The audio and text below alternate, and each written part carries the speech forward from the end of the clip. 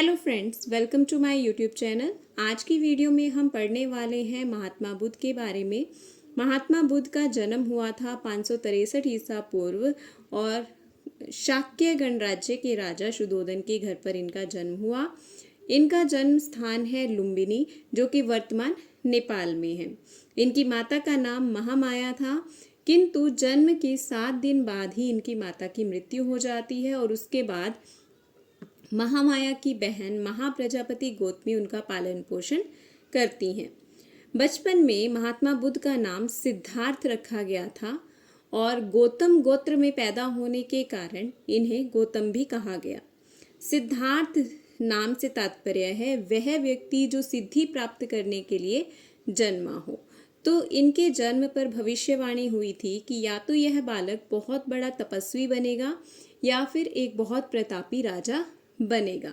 तो राजा शुद्धोधन महात्मा बुद्ध को बहुत प्रतापी राजा ही बनाना चाहते थे और उन्हें संन्यास से दूर रखने के लिए उन्होंने 16 वर्ष की आयु में ही सिद्धार्थ यानी कि महात्मा बुद्ध का विवाह यशोधरा से कर दिया और जिसके बाद उनके घर एक पुत्र का जन्म हुआ जिसको राहुल नाम दिया गया। ठीक है, तो यहाँ से प्रश्न बनता है कि महात्मा बुद्ध का विवाह किस आयु में हुआ था? 16 वर्ष की आयु में। किसके साथ हुआ था? यशोधरा के साथ। और उनके एक पुत्र का जन्म हुआ जिसका नाम राहुल रखा गया। किंतु जितने भी प्रबंध शुद्धोधन ने किए थे वो महात्मा बुद्ध के तपस्वी बनने के मार्ग में अड़चन ना बन सके। उनको सांसारिक मोहमाया से दूर करने के लिए उनके जीवन में कुछ घटनाएं घटी। उन्होंने 4 प्रकार के दृश्य देखे। सबसे पहला दृश्य जो उन्होंने देखा वह एक वृद्ध व्यक्ति का था, ठीक है, जो अपने पूरे बुढ़ापे की चरम पर था और उसका शरीर जो है बहुत कमज़ोर हो गया था।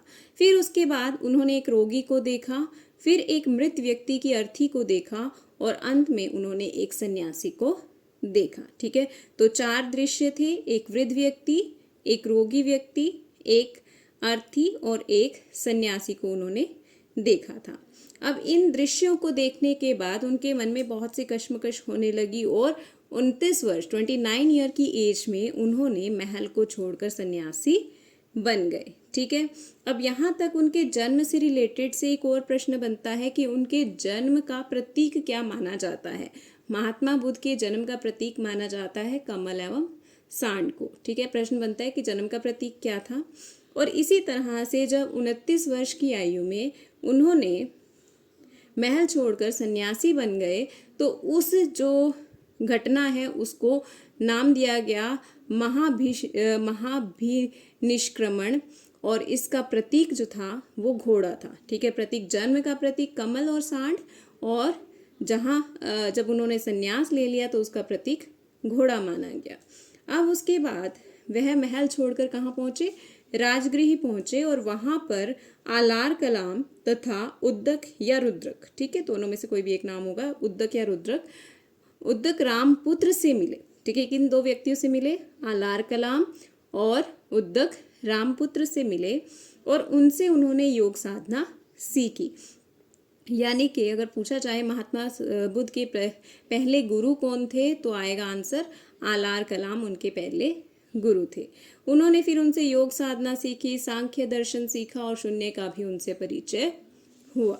ठीक है, अब उसके बाद आता है कि तपस्या करने के अब महात्मा बुद्ध ने सच्चा ज्ञान प्राप्त करना था, इसीलिए सिद्धार्थ ने क्या किया? तपस्या का मार्ग अपनाया। उन्होंने तपस्या करना शुरू किया और आहार लेना बंद कर दिया। ये आहार ना लेने के कारण उनका शरीर क्या हो गया? बहुत ज़्यादा कमज़ोर होने लगा।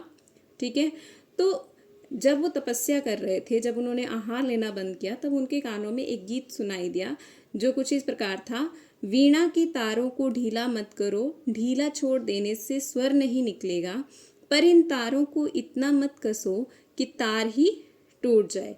यहाँ से सिद्धार्थ ने ये समझा कि बिल्कुल निराहार रहने से वह तपस्या नहीं कर सकते, इसीलिए उन्होंने कहा कि कुछ भी यदि प्राप्त करना है तो उसके लिए मध्यम मार्ग को ही चुनना पड़ेगा।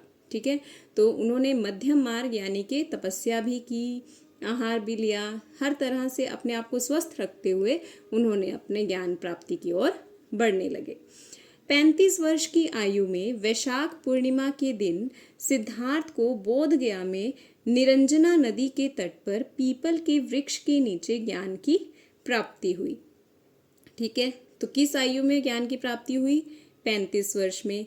कौन सा दिन था? वैशाख पूर्णिमा का दिन था। ठीक है, और इसी दिन, ठीक है, और किस स्थान पर हुई थी? बोध गया में निरंजना नदी के तट पर। किस नदी के तट पर? निरंजना नदी के तट पर बोध गया नामक स्थान पर पीपल के वृक्ष के नीचे इन्हें ज्ञान की प्राप्ति हुई। तो यहाँ पर प्रतीक क्या रहेगा? पीपल का वृक्ष। जन्म का प्रतीक कमल और एवं सांड, घर त्यागने का प्रतीक, संन्यास की ओर बढ़ने का प्रतीक घोड़ा, और ज्ञान प्राप्ति का प्रतीक रहेगा पीपल का वृक्ष, वही वृक्ष जिसके नीचे इन्हें ज्ञान की प्राप्ति हुई थी। अब उन्होंने अपने धर्म का प्रचार करना शुरू किया। धर्म प्रचार के लिए उन्होंने लोक भाषा का प्रयोग किया। उस समय लोक भाषा पाली थी, इसीलिए उन्होंने अपने जो शिक्षाएं हैं वह पाली भाषा में देनी शुरू की। अब बुद्ध के पहले उपदेश से प्रश्न आता है कि ये कहाँ पर दिया गया? तो बुद्ध ने अपना पहला उपदेश सारनाथ के ऋषिपतन के मृगदाव नामक स्थान पर दिया था, जो वर्तमान में वाराणसी के निकट है। और किस दिन दिया था? आषाढ़ पूर्णिमा के दिन। ठीक है, अपना पहला उपदेश सारनाथ के ऋषिपतन मृगदाव में उन्होंने 5 लोगों को अपना पहला उपदेश दिया था, और इसे धर्म चक्र प्रवर्तन कहा गया। यानी कि बुद्ध ने जो अपना पहला उपदेश दिया उसे क्या कहा गया? धर्म चक्र प्रवर्तन कहा गया। और इसका प्रतीक क्या था? चक्र या पहिया। ठीक है, दोनों ही ऑप्शन में, दोनों में से एक ही ऑप्शन में आएगा, या तो चक्र आएगा या पहिया आएगा।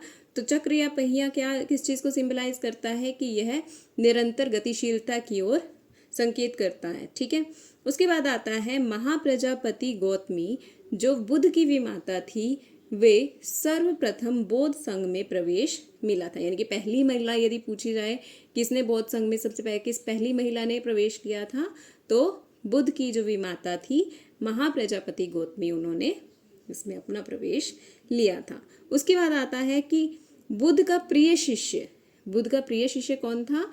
तो आनंद जो थे वो बुद्ध के प्रिय शिष्य थे।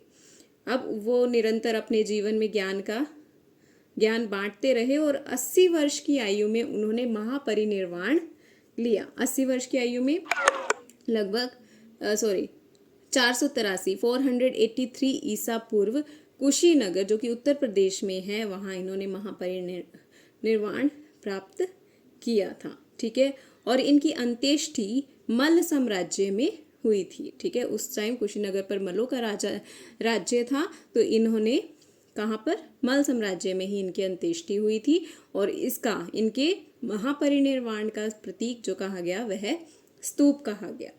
उसके बाद एक प्रश्न बनता है कि महात्मा बुद्ध ने सबसे ज़्यादा उपदेश किस स्थान पर दिए थे? तो महात्मा बुद्ध ने सबसे ज़्यादा उपदेश जो थे वो श्रावस्ती में दिए थे। ठीक है, सबसे अधिक उपदेश कहाँ दिए गए? श्रावस्ती में। और इनके समकालीन शासक यदि पूछा जाए तो वो थे बिंबिसार, अजातशत्रु, प्रसेनजित, उदयन। ये उदयन अजातशत्रु का पुत्र नहीं है, ये किसी और राज्य का राजा है, जो कि यहाँ पर लिखा गया। तो बिंबिसार, अजातशत्रु, प्रसेनजित और उदयन ये समकालीन थे महात्मा बुद्ध के। अब उसके बाद आती है महात्मा बुद्ध ने किस तरह की शिक्षाएं दी थी। महात्मा बुद्ध की शिक्षाओं से प्रश्न बनते हैं। तो सबसे पहले उन्होंने 3 सार्वभौमिक सत्य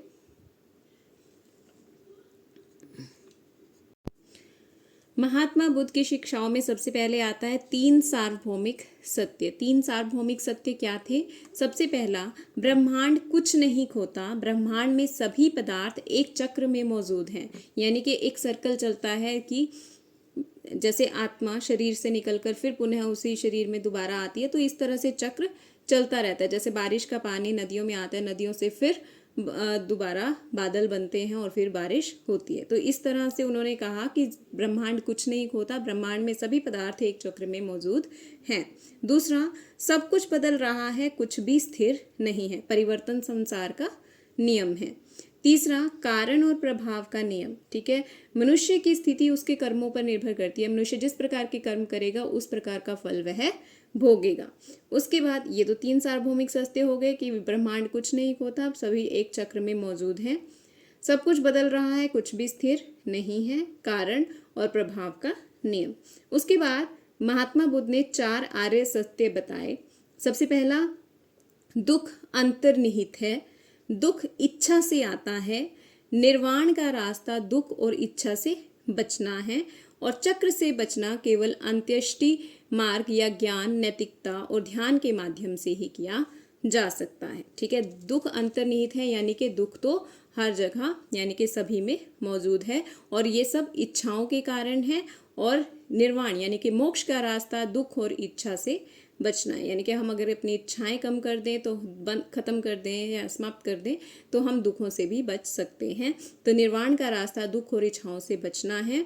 चक्र से बचना केवल अष्टांगिक मार्ग या ज्ञान, नैतिकता, ध्यान के माध्यम से आ सकता है। तो अष्टांगिक मार्ग कौन से थे? अष्टांगिक यानी कि 8 मार्ग उन्होंने बताए थे, तो हमने पढ़ने हैं।